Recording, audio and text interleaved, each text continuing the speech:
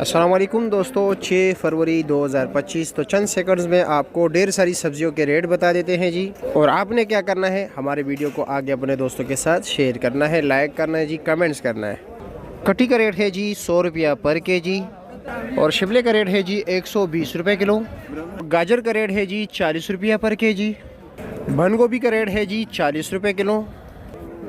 मटर का रेट चल रहा है जी 60 और 70 रुपये किलो। आपके इलाके में क्या रेट है ज़रूर बताइए हमें कमेंट्स में। और फूल गोभी का रेट है जी 30 रुपये किलो। और भिंडी का रेट है जी 300 रुपये किलो।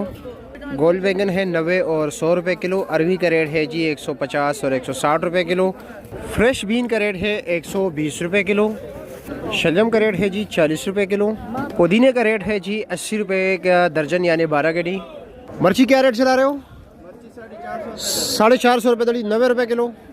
और टिंडे का रेट है 50 रुपये किलो।